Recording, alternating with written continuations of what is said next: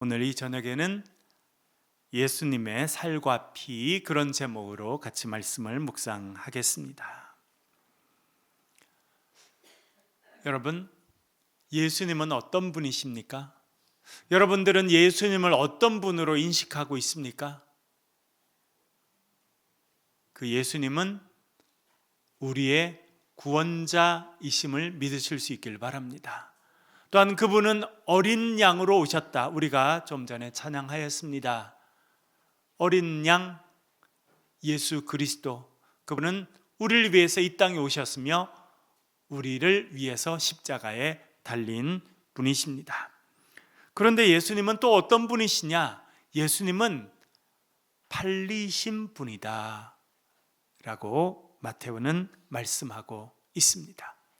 마태복음 26장 21절부터 25절까지의 말씀, 우리 한 절씩 같이 읽어보도록 하겠습니다. 같이 읽겠습니다. 시작. 그들이 먹을 때에 이르시되 내가 진실로 너희에게 이르노니 너희 중에 한 사람이 나를 팔리라 하시니, 그들이 몹시 근심하여 각각 여짜오되 주여 나는 아니지요. 대답하여 이르시되 나를 팔리라. 인자는 자기에 대하여 기록된 대로 가거니와 인자를 파는 그 사람에게는 화가 있으리로다. 그 사람은 차라리 태어나지 아니하였더라면 제게 좋을 뻔하였느니라. 예수를 파는 유다가 대답하여 이르되 라삐여 나는 아니지요. 대답하되 내가 말하였도다 하시니라. 아멘. 예수님, 제자에게 팔리신 분이시다. 성경 말씀해 주고 있습니다. 제가 말씀을 준비하느라 이렇게 쭉 마태복음의 후반부를 읽어보니까 예수님께서 팔리실 것이다 라고 하는 부분이 여러 번 반복되고 있다는 것을 알게 됩니다. 여러분, 우리 인생에서 일어나지 말아야 될 몇 가지 일 중에 하나는 우리가 원치 않는데 팔려가는 것입니다. 저는 한 번도 팔려가 본 경험은 없습니다. 감사한 일이죠. 그런데 여러분, 성경에 보면 팔려간 사람이 있습니까? 없습니까? 누가 있죠? 대표적으로 요셉.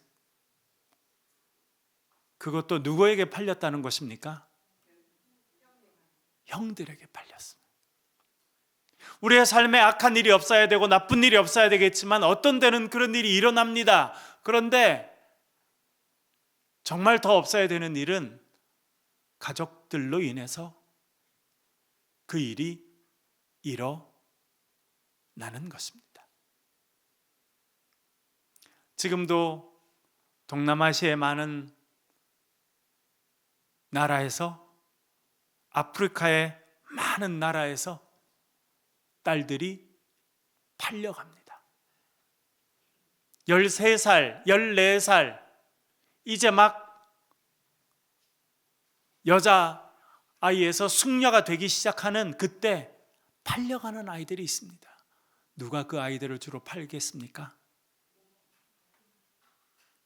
한때는 우리나라에도 인신매매 이런 것들이 있어서 모르는 사람 차는 타면 안 된다, 그런 이야기들이 있었습니다. 그런 일도 절대 있어서는 안 되겠는데, 정말 가슴 아프고 힘든 것은 부모님들이 일정한 돈을 받고 딸들을 파는 일이 지금도 세상에 너무나 많습니다. 얼마나 처참한 일입니까? 요셉은 형들이 팔아버립니다. 오늘 본문의 예수님도 팔려가시게 됩니다. 누구한테 팔려갑니까? 제자 중에 한 명이었던 가룟 유다에 의해서 팔려가게 됩니다. 제가 말씀을 준비하면서 한번 생각해 보았습니다. 저도 우리 또 교회에서도 목회하고 참 좋은 교인들이랑 이렇게 신앙생활을 할 수 있는 게 얼마나 좋은지 모릅니다. 제가 장신대에서도 학생들을 가르칠 수 있는 특권이 있어서 그중에 어떤 학생들은 5월 15일 되면 아직도 연락을 해요. 교수님, 그때 제 수업을 잘 가르쳐서 감사합니다. 얼마 전에는 저한테 또 카톡이 하나 왔더라고요.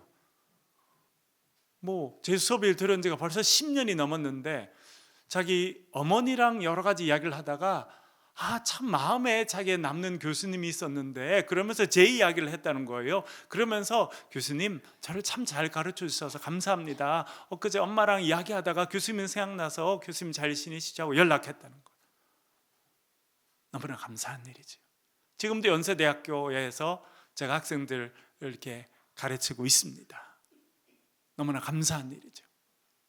그런데 여러분, 내가 그렇게 가르치는 학생이 나를 배반해서 누군가에게 돈을 받고 저를 넘겨서 제가 끌려간다고 하면 얼마나 처참하겠습니까?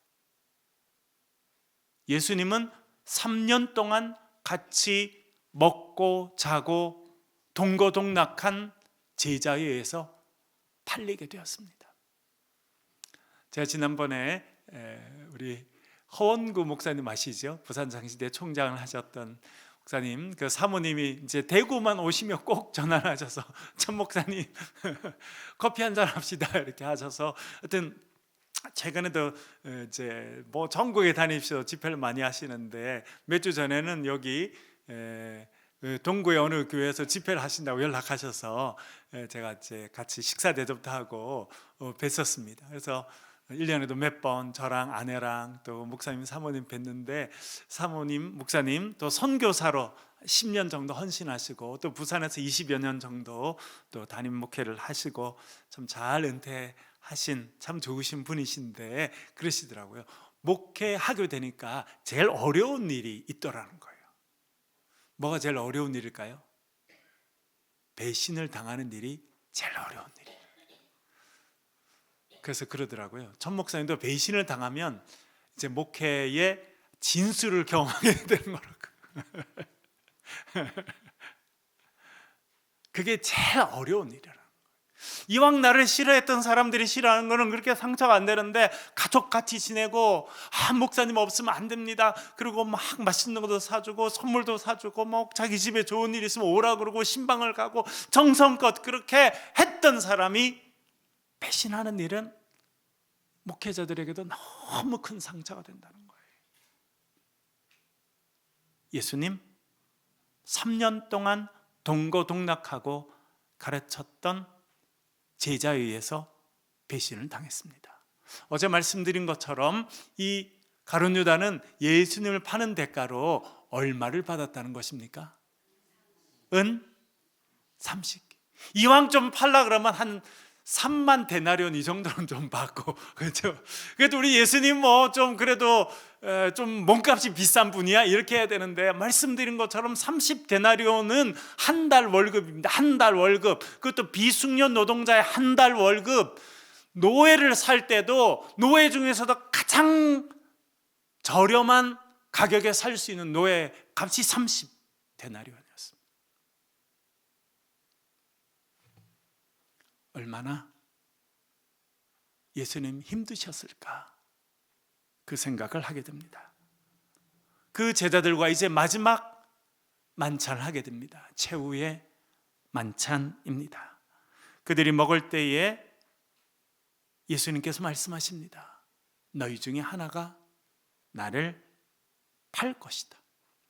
여러분, 예수님은 왜 이 말씀하셨을까요? 제자들 12명이 지금 모여 있습니다. 마지막 만찬입니다. 예수님께서 너희 중에 하나가 나를 팔 것이다 말씀하십니다. 여러분, 왜 이렇게 말씀하셨을까요? 마지막 기회를 준 것입니다. 지금이라도 주님, 제가 잘못 생각했습니다. 주님, 제가 사실은 대제사장에 가서 은 30을 받았습니다. 그렇게 회개할 수 있는 마지막 기회를 주시기 위해서 이렇게 물어보셨습니다. 그들이 근심하여 각각 주는 주여 나는 아니지요. 그러니까 제자들이 놀란 거예요. 너 12명 중에 한 명이 나를 팔 것이다. 스승을 따라하지 않을 수 있습니다. 어떤 때는 의견이 다를 수도 있어요. 그러나 속된 말로 뒤통수를 쳐서는 안 됩니다. 저도 박사학위를 받게 됐는데 제가 박사 논문을 쓸 때 지도해 주셨던 교수님이 계신데 제가 오늘 아내랑 어디 갔다 오는데 그 교수님 생각이 많이 나더라고요.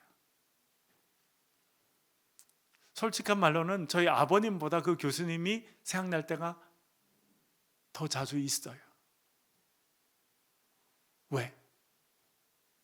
그분이 저를 본인의 학생으로 받아주시고 장학금도 챙겨주시고 또 제가 마지막 박사 논문을 써서 다 낼 때 그 교수님이 많이 도와주셨거든요. 이거는 이렇게 고치면 좋겠다, 저거는 저렇게 하면 좋겠다. 저도 학생들 학위 논문을 이번에도 심사해서 제출하게 됩니다. 근데 그걸 꼼꼼하게 읽고 그렇게 해주는 일이 쉬운 일이 아니거든요. 그래서 그분은 마음을 쓰셔서 그렇게 제가 공부할 수 있도록 도와주시고, 그리고 저랑 아내랑 저희 아이들을 1년에 한 번은 꼭 본인 집에 다 초청하고 본인이 손수 모든 음식을 다 하셨어요. 교수님이 직접 모든 음식을 처음부터 끝까지 다 본인 손으로 다 해서 하나도 사온 게 없어요. 다 재료는 사왔겠지만 본인이 다 만들어서 제자들을 먹이고 또 격려해주고, 우리 아버지도 한 번도 저를 위해서 밥을 해주신 적이 없으신 것 같은데, 적어도 제 기억으로 우리 아버지가 하셨다 하고 제가 밥을 먹어본 적은 없거든요. 우리 아버지가 차려주신 적은 있으실지 모르겠습니다만 우리 아버지가 뭘 하셔서 이렇게 그 음식을 제가 먹어본 기억은 한 번도 없는데, 그 교수님은 한 번도 어기지 않고 매년 본인이 직접 다 음식을 해서 불러서 먹여서, 그것만 해도 감사한데 제가 잘 학위를 마칠 수 있도록 이렇게 해주셨어요. 근데 작년에 그분이 소천하셨다는 소식을 들었습니다. 마음이 얼마나 힘들었는지 모르겠어요.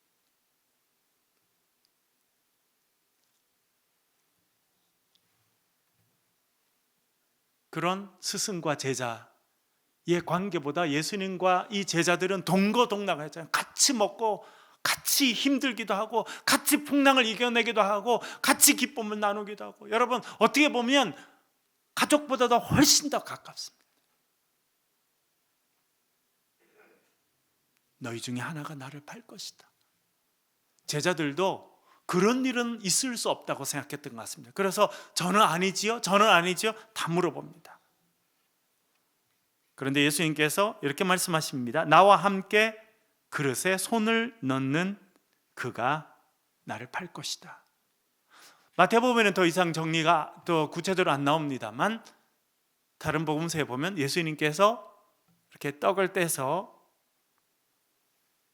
이렇게 아마 뭐 꿀을 찍어 드시든지 혹은 뭐 올리브 기름을 찍어 드시든지 뭐 이렇게 할 때 이렇게, 여러분 우리도 된장찌개 같은 거 해놓으면 숟가락을 옛날에 같이 넣어서 이렇게 먹잖아요. 그렇게 할 때 가룟 유다와 손이 딱 닿았던 것 같습니다. 예수님이 다시 한번 기회를 주시는 거예요. 다시 한번 깨달을 수 있도록. 그런데 이 가룟 유다의 마음은 이미 강팍해져 있기 때문에 그것을 알지 못하고 깨닫지 못합니다. 예수님께서 나와 함께 그릇에 손을 넣는 그가 나를 팔 것이다 말씀하신 것은 다시 한번 기회를 주신 거예요. 그런데 가룟 유다의 마음은 딱딱해졌습니다. 이렇게 마음이 딱딱해진 것을 구약 성경에는 마음이 어떻게 됐다고 말합니까? 마음이, 신약 성경에는 나중에 화인 맞았다 이렇게 나오고 강팍하다 들어보셨어요, 여러분?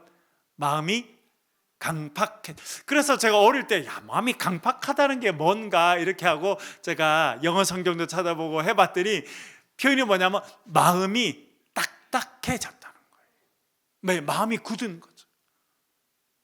요즘에 봄이 돼서 이제 농사를 하게 됩니다. 여러분, 이제 꽃도 피고 날씨도 따뜻해지고, 그렇게 하면 시골에서 이제 뭘 해야 됩니까?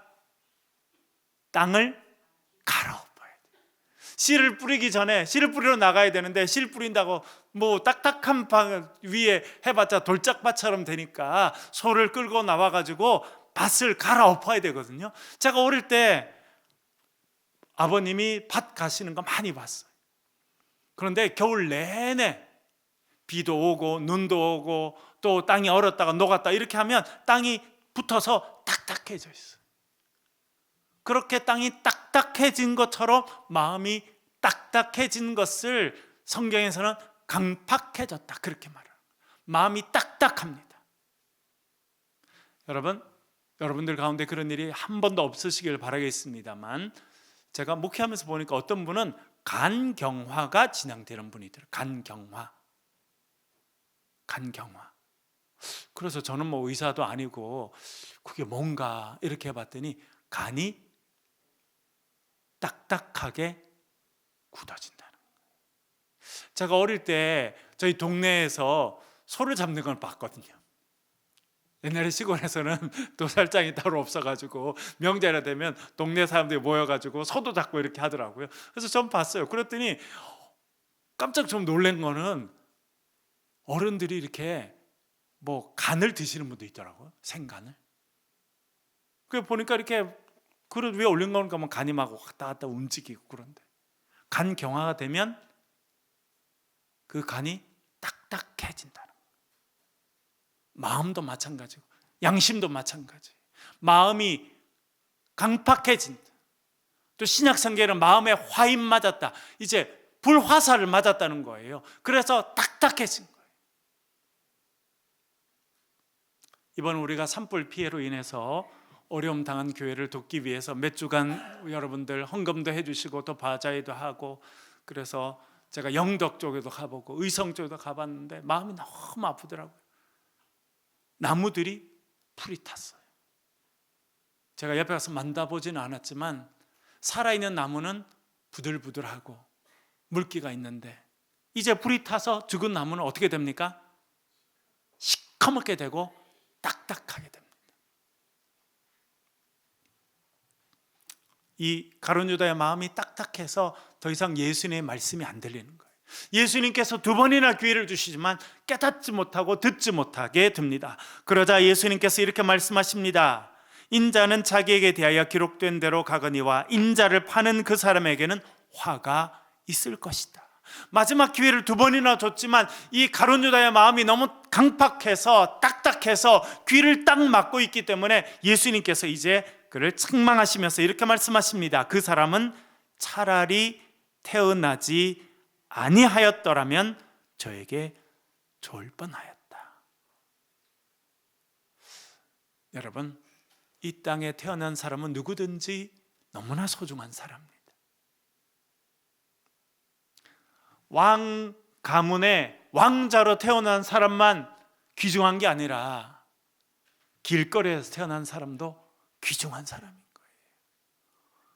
모든 생명이 소중합니다. 그리고 모든 생명은 잘 태어난 거예요. 내가 원치 않았어도, 부모님이 특별한 계획을 하지 않은 상태로 태어난 아이도 잘 태어난 것입니다. 잘못 태어난 아이는 이 세상에 없어요. 그런데 예수님께서 뭐라 말씀하시냐면 그 사람은 차라리 태어나지 않았더라면 저에게 좋을 뻔하였다.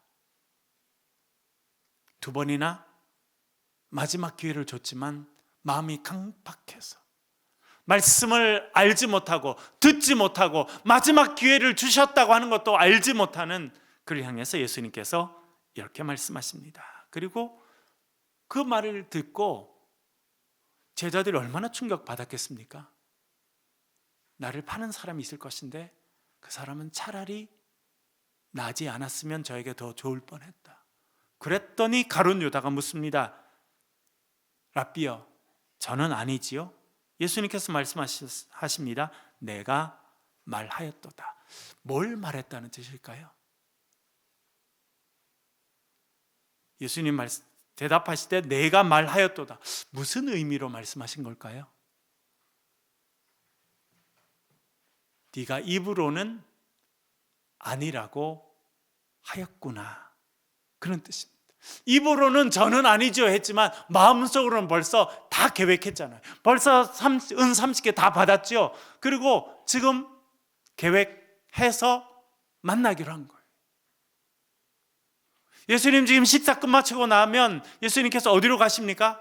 겟세마네 동산에 가셔서 밤새 기도하실 때 그는 이 마지막 식사 끝마치고 대제사장 만나서 예수님을 잡을 이야기를 다시 이야기하기로 다 한 거예요. 그러나 입으로는 저는 아니지요 라고 말했다는 것입니다.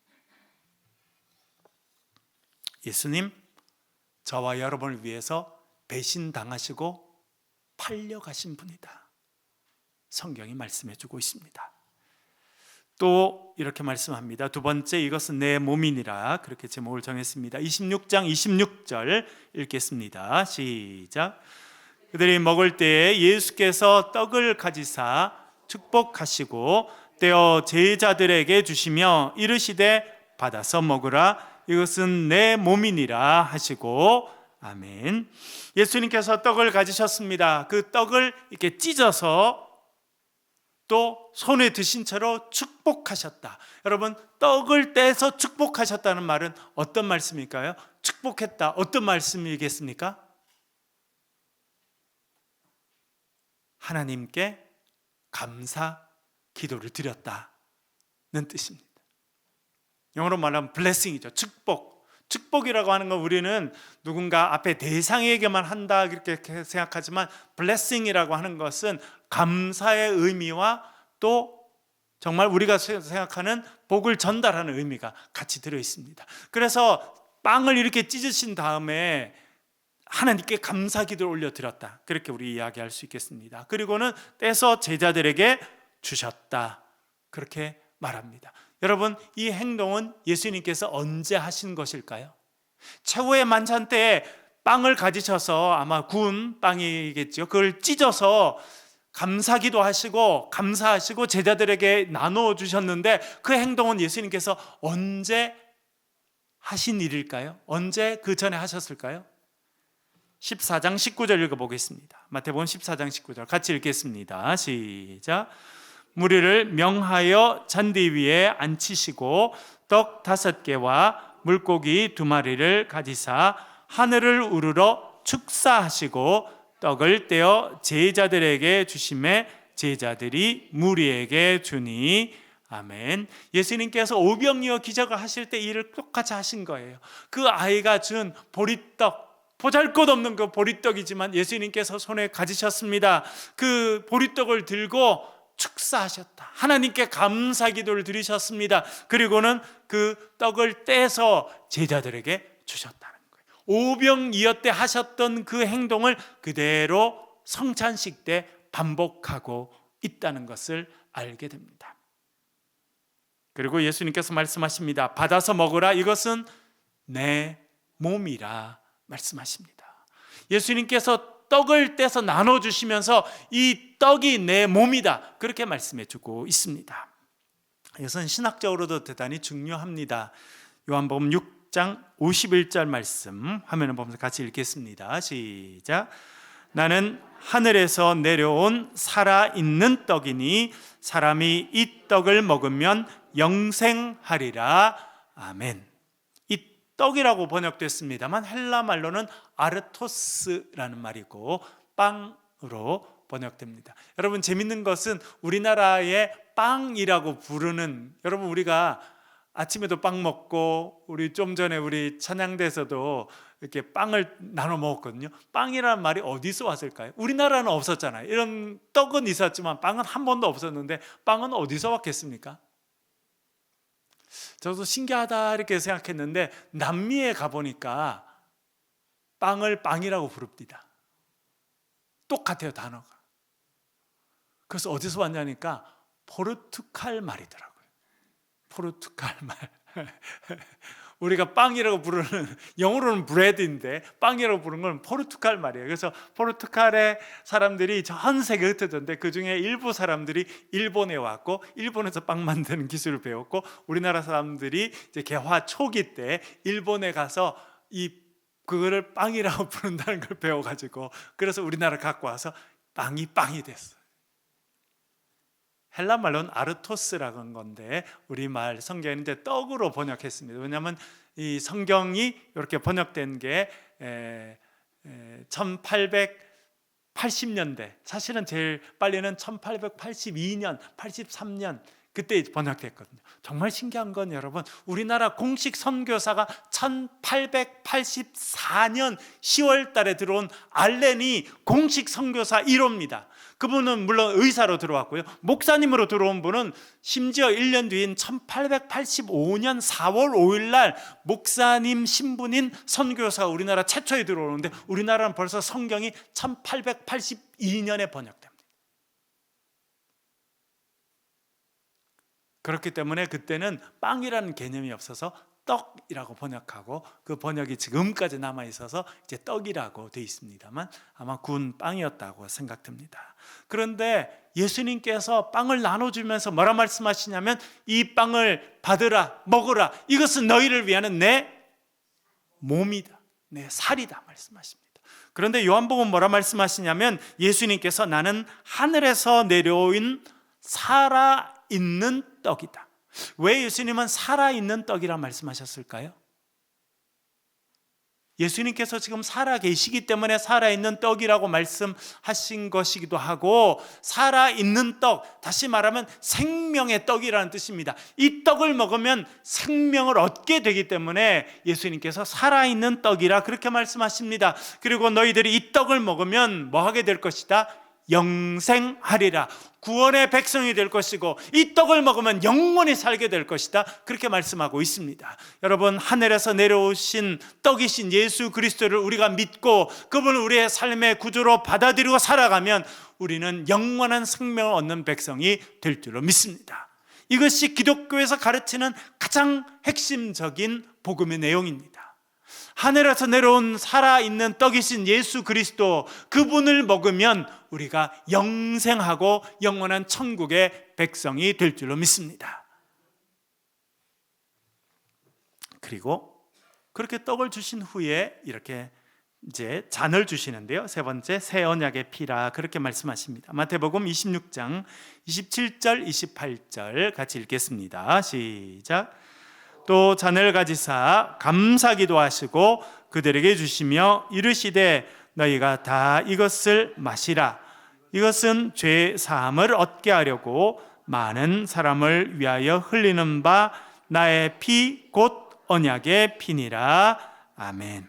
그리고 예수님께서 잔을 가지시고 포도주를 따르셨습니다. 제자들에게 포도주를 주시면서 말씀하십니다. 이것을 다 마시라. 이것은 많은 사람을 위하여 흘리는 나의 피라 말씀하셨습니다. 이번 주일, 우리 부활주일 날 우리가 이번에 성찬식을 하게 될 것입니다. 그때 우리가 포도주를 이렇게 잔에 담아서 같이 나누게 됩니다. 그것은 예수님의 피를 상징하게 됩니다. 그런데 이 피는 뭘 위한 것이라, 무엇을 위해서 흘리는 것이라 말씀하십니까?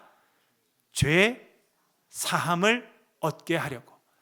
제가 복음서를 이렇게 비교해 봤더니 마태복음, 마가복음, 누가복음, 요한복음 이렇게 봤는데 예수님께서 잔을 주시면서 이 잔은 내 피다라고 하는 것은 다른 복음서에 다 나옵니다. 그런데 마태복음이 특별히 더 강조하는 게 있습니다. 딴 복음에서 말 안 하는데 이 마태복음이 강조하는 게 있어요. 그건 뭐냐면 죄 사함을 얻게 하려고입니다.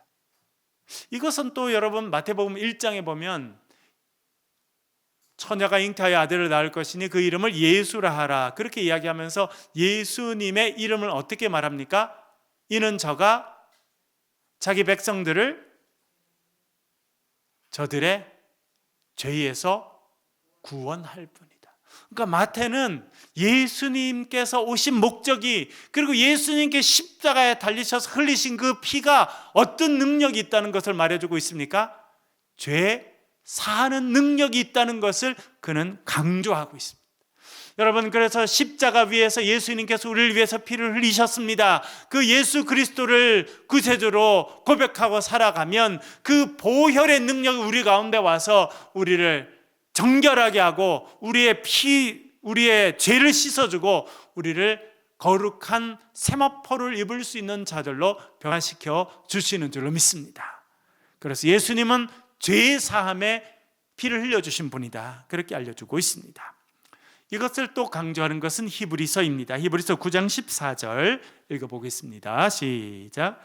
하물며 영원하신 성령으로 말미암아 흠 없는 자기를 하나님께 드린 그리스도의 피가 어찌 너희 양심을 죽은 행실에서 깨끗하게 하고 살아계신 하나님을 섬기게 하지 못하겠느냐. 아멘. 흠 없는 자기를 하나님께 드린 그리스도의 피가 우리를 살려준다는 거예요. 여러분, 이 저녁에도 그리스도께서 우리 가운데 친히 임재하시고 그리스도의 보혈로 우리를 정결케 하시는 은혜가 임하시길 주의 이름으로 간절히 축원합니다.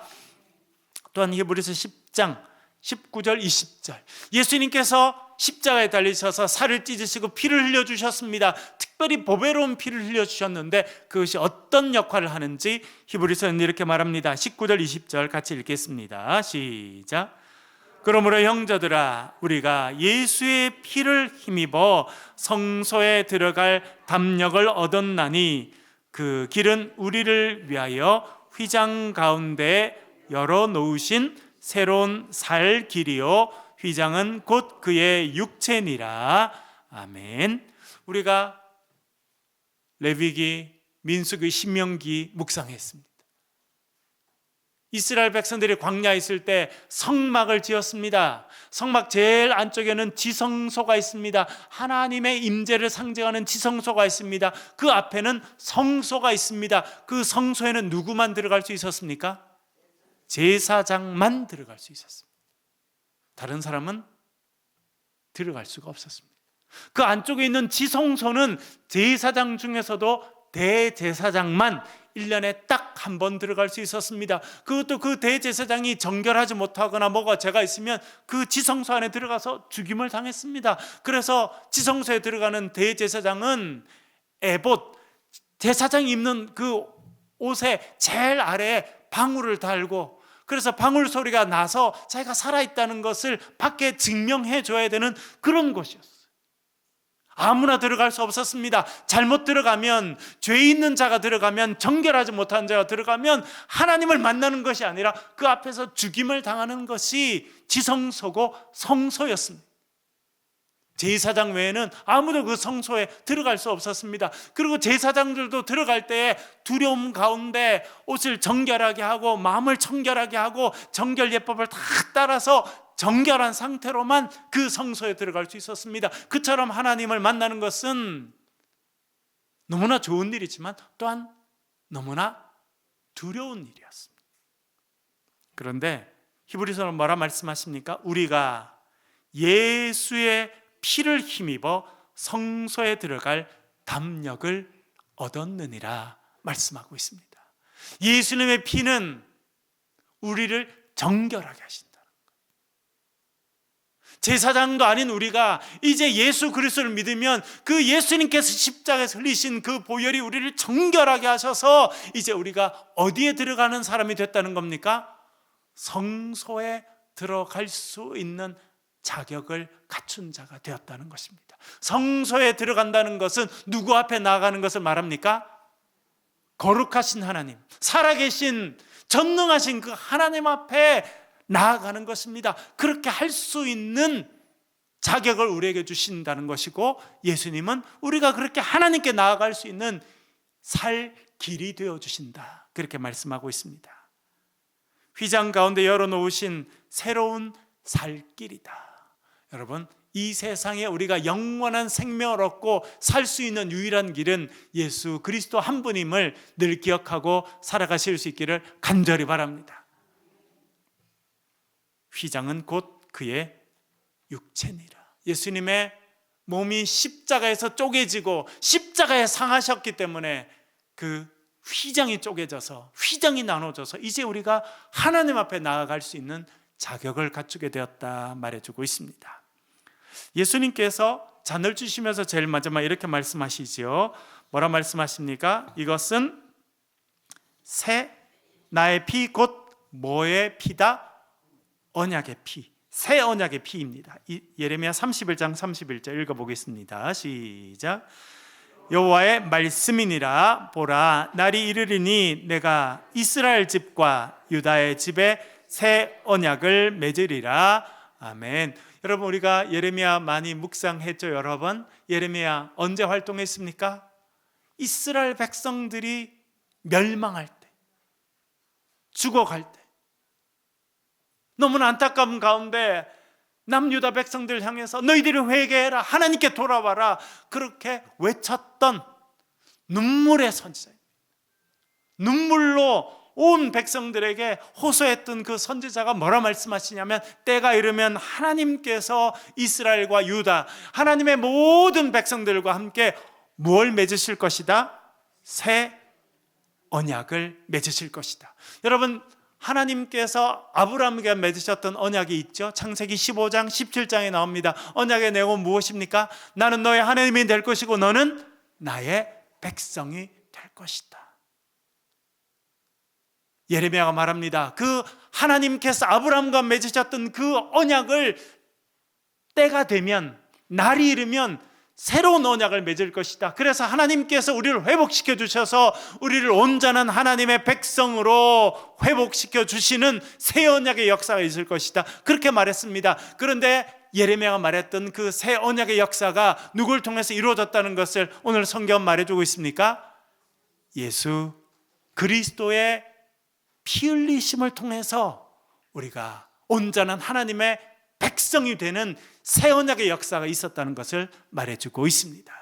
여러분, 우리가 예수 그리스도를 믿고 그분을 의지하고 나아갈 때 우리는 하나님의 새 언약의 백성으로 살아가게 될 줄로 믿습니다. 은혜를 누리시는 저와 여러분 되시길 주의 이름으로 간절히 축원합니다. 우리 반주해 주시고 한번 기도하도록 하겠습니다. 우리 말씀을 가지고 한번 기도하겠습니다. 하나님, 우리가 예수 그리스도의 생명의 떡을 먹게 하시고 예수 그리스도의 보혈로 우리가 정결해지게 하시고 우리가 새로워질 수 있도록 도와주시옵소서. 우리 말씀을 붙잡고 우리를 정결하게 하시고 우리를 새롭게 하여 주시옵소서. 우리 솔리의 성소로 같이 한번 기도하도록 하겠습니다. 기도하십시다. 아버지 하나님,